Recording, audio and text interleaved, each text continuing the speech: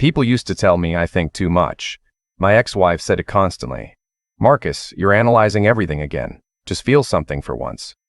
She was right, I suppose. I do think too much. It's the reason I became a forensic pathologist. It's also the reason I eventually figured out exactly what she had been doing for 14 months, right under my nose. But I'm getting ahead of myself. I grew up in a small town in rural Tennessee.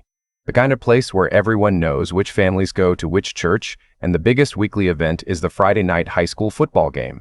My father was a mechanic, my mother a bookkeeper. Practical people. Salt of the earth types who fixed what was broken and paid their bills on time and didn't spend much energy on feelings they couldn't name. I inherited that from them, I think. I've always been more comfortable with what can be measured, documented, and verified than with the murky business of human emotion. I was the kid in class who pointed out that the history textbook had a factual error in Chapter 7, then wondered why the teacher looked annoyed instead of grateful. I was the one who, when a girl in 6th grade passed me a note that said, "Do you like me? Check yes or no," actually spent 10 minutes writing a thoughtful paragraph explaining that I didn't yet have sufficient data to answer the question reliably. She did not speak to me again for 2 years. I'm not on the spectrum, at least not that anyone has officially diagnosed. I'm just what my uncle used to call a numbers man in a feelings world. Math made sense to me. Biology made sense. The cold, clean logic of cause and effect made sense. Social cues? Less so. I learned them eventually the way some people learn a foreign language, fluently enough to get by, but always with a slight accent. I studied pre-med at the University of Tennessee, then went to Vanderbilt for medical school. My classmates wanted to be cardiologists and neurosurgeons. I wanted to be the person who figured out what happened after everyone else had given up asking. Forensic pathology chose me as much as I chose it. The dead don't lie. The dead don't perform or manipulate or tell you what they think you want to hear. The evidence just is what it is. I found that enormously peaceful. I did my residency in Nashville, then took a position with the county medical examiner's office outside Memphis. It wasn't glamorous work. There were no dramatic courtroom moments or television cameras. Mostly it was paperwork, fluorescent lights, and the quiet, methodical business of determining truth from what other people had overlooked. I was good at it. Better than good, according to my supervisor, who once told me I could find a thread worth pulling in a room full of smoke. I met my wife at a charity gala I had no business attending. A colleague had bought 2 tickets for a children's hospital fundraiser, and his wife came down with a stomach bug at the last minute. He handed me the extra ticket mostly because I happened to be standing near his office door. I almost didn't go. I own exactly one suit, a charcoal gray one I bought in 2008 and have worn to perhaps 11 separate events since then. I earned it badly and showed up 20 minutes late because I miscalculated the parking situation. She was standing near the silent auction table wearing a red dress and arguing pleasantly with the event coordinator about whether the centerpieces were fire code compliant. Her name was Serena. She had dark hair and a law degree and opinions about everything from municipal zoning to the correct way to fold a napkin into a swan. She was the loudest person in a room full of loud people, and I found her fascinating the way I find all complex systems fascinating, with a mixture of genuine admiration and low-grade anxiety about the variables. She laughed at everything I said that night. I don't mean that as a compliment. I literally could not tell if I was being funny or if she was just a person who laughed easily. I mentioned this to her directly, and she laughed harder, which clarified nothing. We dated for a year. I proposed in the most unromantic way imaginable. I sat down at her kitchen table one evening with a legal pad and walked her through a list of compatibility indicators I had been tracking in a spreadsheet. She stared at me for a long time. Then she said, "Are you actually asking me to marry you right now?" I said yes. She said, "This is the strangest thing anyone has ever done to me, and yes." We got married on a Saturday in October. It rained. I had checked the 15-day forecast and mentioned a 34% chance of rain to Serena 3 weeks beforehand. She told me to stop ruining things. The photos are beautiful anyway. Our daughter was born the following year. We named her Claire. She has her mother's stubbornness and, unfortunately for everyone around her, my habit of asking very direct questions at socially inconvenient moments. At age 4, she asked our next-door neighbor, point blank, why his face was red all the time. I was proud of her. Serena was mortified. This difference in our reactions became a recurring theme. For the first several years, our marriage was good. Not perfect, no marriage is, but genuinely good. We figured out our rhythms. I worked long hours, sometimes irregular ones, because death does not keep a 9-to-5 schedule. Serena had built a small but successful practice doing estate planning and probate law, which suited her because she was organized, relentless, and had a talent for explaining complex things to people who were grieving and frightened. We took turns dropping Claire off at school. We ate dinner together most nights. We argued about whose turn it was to call the plumber and whether 72 degrees was too cold to keep the house. It was ordinary. I want to be clear about that, because what came later might make it sound like there were signs I was too obtuse to read. There were no dramatic warning signs in those early years, no cold shoulders or suspicious phone habits. Just a normal marriage between two reasonably intelligent people who loved each other imperfectly but consistently. The trouble started, as best I can reconstruct it, about 2 years before I figured out what was happening. Serena had joined a community arts foundation, a nonprofit that funded local theater, public murals, that sort of thing. She'd always had an interest in that world, even though her professional life was almost entirely practical. The foundation gave her an outlet. She went to board meetings twice a month, attended gallery openings, organized benefit dinners. I supported this. I thought it was healthy. I thought she deserved something that was entirely hers. What I did not fully appreciate was that the foundation's new executive director, a man I'll call Derek, was apparently the kind of person who treated every woman in a 5-mile radius as a personal challenge. I met Derek exactly twice before everything came apart.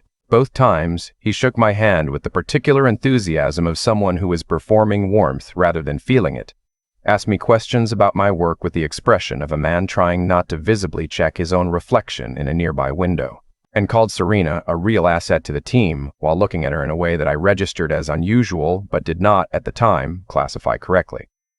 I'm a forensic pathologist. I determine cause of death.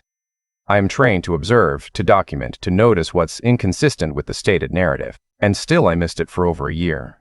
I tell you this not to excuse myself, but because I think it's important to be honest about the gap between professional skill and the blind spots that love creates. When you trust someone, you do not apply forensic methodology to their behavior. You take them at their word. That's what trust is. The first anomaly I noticed was a phone bill discrepancy in March, not because I was checking up on my wife. I was reviewing our accounts for a refinancing application, and I spotted that our shared plan showed an unusually high number of calls to the same number over a 6-week period. Hundreds of them, some lasting less than a minute, which, in my professional experience, is consistent with someone checking whether a line is being monitored rather than having a genuine conversation. Others lasting 20, 30, 40 minutes. I looked up the number. It was registered to a business, which turned out to be a subsidiary of the Arts Foundation. I sat with that information for a week before I did anything with it. I want to emphasize this. I did not immediately confront her. I did not demand explanations. I am not a man who acts on incomplete data. I collected more. Over the following 3 months, I began keeping notes, not obsessively. I want to be clear about that too. I wasn't rifling through her purse or hiring a private investigator. I was simply applying the same observational habits I use at work to the environment I lived in, because something had shifted and I needed to understand what it was. The evening schedule changed. Foundation events that had previously ended by 9 began ending at 11, midnight, once at 1 in the morning. The explanation was always plausible. Late dinners, a donor who needed extra attention, venue issues with setup. Each individual explanation was reasonable. The pattern was not. She started keeping her phone face down. This alone means nothing, but paired with everything else, it became part of the document. She began a habit of taking long baths in the evening with the door locked, which was new. She became slightly quicker to irritation with small things. Claire leaving shoes in the hallway, me forgetting to pick up milk, the dishwasher running at the wrong time. Not cruel, just frayed. And here's the one that a layperson might have missed, but that I could not. The tiny, involuntary micro-expressions. When you work with the dead, you spend enormous amounts of time studying faces, how they looked in the moments before death, how grief sits on the faces of survivors, how deceit manifests in the way people hold themselves during interviews. Serena, when she talked about her evenings now, showed the particular facial tension around the eyes and jaw that I associate with managed narrative. She wasn't lying well. That was almost harder to see. By October, 14 months after I first noticed the phone anomaly, I had what I would call, in a professional context, sufficient evidence to support a preliminary conclusion pending confirmation. The confirmation came the way these things often do, accidentally, and through someone else entirely. Our daughter's school held a fall carnival. Serena had a foundation meeting that evening, so I took Claire on my own. We ran into our neighbor, a retired teacher named Barbara, who had served on the Arts Foundation board herself a few years back. We were standing in line for caramel apples, and she asked how Serena was enjoying the new exhibit space at the Riverside Gallery. I said I wasn't sure what she meant. Barbara looked at me with an expression I would describe as carefully calibrated sympathy and said, "Oh, I just assumed." Derek mentioned she'd been spending quite a bit of time there on the renovation project. I bought Claire her caramel apple. I watched her go on the bouncy castle twice. I drove us home and put her to bed. I read her exactly 2 chapters of the book we were working through together, neither more nor less than usual, because Claire notices inconsistency immediately, and I did not want to alarm her. Then I sat in my kitchen and thought for a long time. I did not cry. I want to be honest about that. I didn't feel what I expected to feel. There was something cold and very clear at the center of me, like the moment in an examination when everything finally confirms what the preliminary findings suggested. A kind of terrible precision. I called a colleague at work the next morning and arranged to quietly pull a favor, entirely legal, entirely professional, that allowed me to establish, through phone records and credit card statements, that Serena had listed me as an authorized user on the full timeline and approximate frequency of what had been happening. 14 months. At least 40 separate instances that I could document. The Riverside Gallery, yes. Also a hotel in downtown Memphis that I had driven past 100 times without ever having reason to think about. I did not confront Serena. I know this confuses people. Every time I have told this story, people interrupt right here and ask why I didn't immediately say something. The answer is the same one I give every time, because I needed to be sure, and because I needed to be prepared, and because I had a daughter who deserved a father who handled this correctly rather than explosively. I spent 3 months getting my affairs in order. I consulted a family law attorney, not the kind Serena knew, obviously. I understood our financial situation comprehensively. I separated accounts where I legally could. I documented everything I had found in a format that was clear, factual, and well organized. I made no dramatic gestures. I changed nothing about my daily behavior. I came home at the same times. I made dinner on the nights I usually made dinner. I helped Claire with her homework. I asked Serena about her day. This was, without question, the hardest thing I have ever done, not because I was performing happiness. I wasn't trying to seem happy. I was simply functioning the way you function through the worst shifts at work, because the job still needs doing and someone has to do it. But every evening, sitting across the dinner table from my wife of 11 years, watching her talk about her day with the practiced ease of someone who had been managing a secret for over a year, I felt the particular exhaustion of knowing something enormous that you cannot yet say out loud. I also spent those 3 months making sure Claire was okay, not in a pointed way that would worry her. I just paid attention. I drove her to her Saturday soccer games.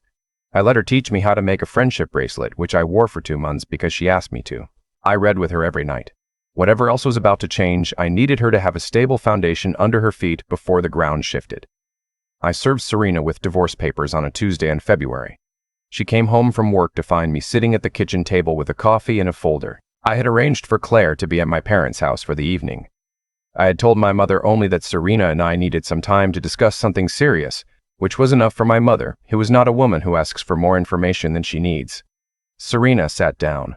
She looked at the folder. She looked at me. "What is this?" she said. "Divorce papers," I said. "I'd recommend reading them before you call your attorney." She didn't open the folder right away. She looked at me for a long time with an expression I can only describe as calculating, trying to figure out what I knew, how I knew it, whether there was still a version of this she could manage. "Marcus," she said, "can we talk about this?" "We're talking right now," I said. "I mean really talk. Whatever you think you know." "I don't think anything," I said. Thinking implies uncertainty. I know what happened, when it happened, and approximately how often. The folder contains documentation. You're welcome to review it. She opened the folder. I watched her face go through several distinct phases as she read. Calculation. Then something close to genuine shock at the level of detail. Then, and this is the part that confirmed, if I'd needed confirming, that I was doing the right thing. A very brief flash of anger that she quickly covered. Not grief, not remorse, anger. She was angry that I had documentation. "You've been collecting this for months," she said. "Yes, while acting completely normal. Yes, that's..." She stopped. Started again. "That's not a normal thing to do, Marcus." I looked at her for a moment. "Neither is what you've been doing," I said. She tried several approaches over the following hour. She was sorry. She didn't know what had gotten into her. It hadn't meant anything. I had worked too much and she had felt lonely. It was a mistake that was over. We could work through this. Claire needed 2 parents in the house. We had been together for 11 years. Didn't that count for something? She loved me. I let her say all of it. I didn't interrupt. When she finished, I said, "The documentation also includes a detailed accounting of our shared assets. My attorney is prepared to move forward at whatever pace you prefer." She left the room. I drank my coffee. The divorce took 8 months. It was not amicable exactly, but it was not catastrophic either, largely because I had prepared thoroughly and Serena was, at the end of the day, a pragmatic person. The agreement we reached gave her the house, her choice. She'd grown up in a house like that one and had strong feelings about it, and split our financial assets roughly down the middle. I got the car I preferred. Most importantly, we structured custody of Claire carefully. Primary residence with me during the school year, alternating holidays, and flexibility for both of us to maintain a genuine presence in her life. Serena's attorney made one attempt to introduce my work schedule as evidence of neglect. My attorney introduced the school pickup logs, the soccer game attendance records, the parent-teacher conference notes, the signed permission slips organized by academic year in a color-coded binder. The attempt was not repeated. Derek, I later learned through the thoroughly small-town nature of our social landscape, ended his relationship with Serena approximately 3 months after the divorce was finalized. I cannot tell you this surprised me. People like Derek are not looking for a relationship with a complicated woman who is suddenly single and navigating a difficult custody arrangement. They are looking for an escape, and when the escape becomes a reality, they tend to find a new escape. Serena moved into an apartment across town. She was, by all accounts from mutual friends, not doing particularly well for a while. I did not enjoy hearing this. I want to be clear about that. I took no satisfaction in her difficulty. I had loved her. I still carried the memory of loving her. But I also could not manufacture more compassion than I genuinely felt, and what I felt was mostly the clean, quiet relief of a situation that had been resolved. Claire adjusted better than I feared and worse than I hoped, which is probably the most honest thing I can say about how children navigate divorce. She had a hard few months. She cried sometimes at pickup. She went quiet in a way that was unlike her usual self. I took her to a therapist she liked. I answered every question she asked me as honestly as I could, adjusted for age appropriateness. When she asked me why her mother and I weren't together anymore, I said that we had stopped being the right partners for each other, and that it had nothing to do with her and that both of us loved her completely, and that would never change. She asked me if that was really true, or if I was just saying it. I told her it was really true. "How do I know?" she asked. "Because I don't say things that aren't true," I said. She thought about this for a moment. "That's fair," she said. She is 9 years old, and she said, "That's fair," with the gravity of a senior partner, and I nearly laughed until my ribs hurt. About a year after the divorce was final, something happened that I had not anticipated. The county medical examiner's office had been handling a case for several months, a death that had been ruled a cardiac event, but that a family member had persistently flagged as suspicious. I had been brought in as a secondary reviewer because the original pathologist had retired mid-case and there were gaps in the documentation. I will not go into the specifics because it remains a matter of record, but I will say that after 6 weeks of methodical review, I found what I had been trained to find, a thread worth pulling in a room full of smoke. The case was reinvestigated. An arrest was made. It was not dramatic in the way television would have you believe. There was no courtroom confrontation, no stunning reveal in front of a crowd. There was paperwork, then more paperwork, then a brief news story on the local affiliate that my mother saw and called me about 11 times in one day. What I did not expect was the ripple effect in my own building. Suddenly, my colleagues were looking at me differently. The county administrator, a woman I had spoken to exactly twice in 4 years, stopped by my office to tell me the department was proud of me. I was asked to present at a statewide forensics conference, which I did, extremely nervously, in my badly ironed suit. And there was Dr. Natalie Ossie, the ER attending who had been the receiving physician on the original case. She had also flagged concerns early on and been ignored. We ended up at the same follow-up meeting after the arrest, sitting across a conference table, while lawyers and administrators said a great many words that could have been expressed in far fewer, and afterward she turned to me in the hallway and said, "I've been trying to get someone to take a second look at that case for 8 months. What made you actually look?" "The documentation gaps," I said. When the record is incomplete in a pattern, that pattern is itself a finding. She looked at me for a moment. "You know, most people would have found a reason to leave it alone." "Most people," I said, "are not forensic pathologists." she laughed. It was a real laugh, not a polite one. We got coffee in the hospital cafeteria that afternoon. We talked for almost 2 hours, which is approximately 5 times longer than I normally talk to anyone I have just met. She'd grown up in Ohio, the daughter of 2 physicians who had emigrated from Ghana, and she had gone into emergency medicine because she was good at making decisions under incomplete information, which she said was 90% of the job. She had 2 dogs, no children, and strong opinions about hospital administration that she expressed with a precision I found extremely satisfying. She did not talk about her feelings constantly. She did not require me to perform emotions I wasn't having. She asked what I meant when she wasn't sure, and she said what she meant when I asked. It sounds like a very low bar. It was, in practice, quite rare. I did not ask her to dinner immediately. I thought about it for approximately 3 weeks, during which time we ran into each other twice more at the hospital and had conversations that I replayed on the drive home in a way I had not done since I was in my mid-20s. I eventually sent her an email, yes, an email, because I am a man who thinks better in writing, and I was not going to stumble through this in a hallway, asking whether she would like to have dinner sometime, noting that I was recently divorced and out of practice at this, and that if she was not interested, I would find that completely understandable, and it would not need to be mentioned again. She replied 12 minutes later, yes, Friday. You pick the place. Don't overthink it. I overthought it for 4 days and chose a restaurant that had good vegetarian options since I didn't know her dietary preferences, which she later told me she found both thoughtful and slightly hilarious. I should tell you about the moment Serena came back. It was about 8 months after the case closed, when I had been in a local news cycle twice and had been quoted in 2 regional publications and had accepted an appointment to an advisory panel at the state level. I was outside raking leaves on a Saturday morning when a car I didn't recognize pulled up in front of my house and Serena got out. She looked well, better than the last time I'd seen her at a custody handoff. She was dressed nicely and she cut her hair and she walked toward me with the particular purposefulness of someone who has been rehearsing what they're going to say. I stopped raking.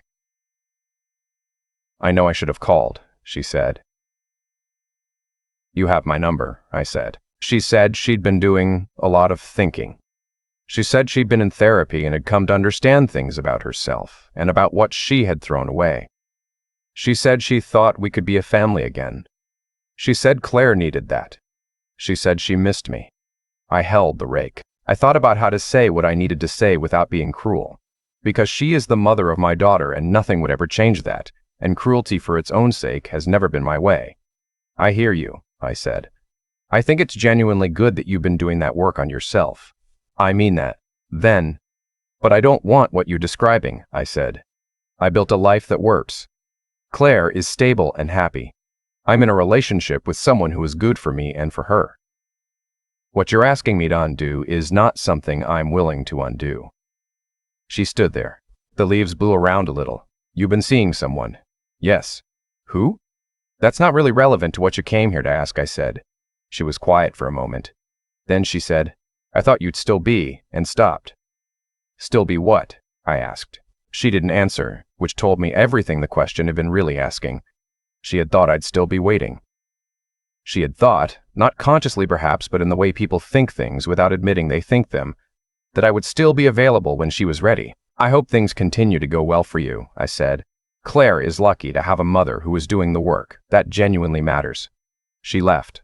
I went back to raking. Natalie met Claire for the first time on a Sunday afternoon at a park near my house in November, about 5 months into whatever it was we were doing.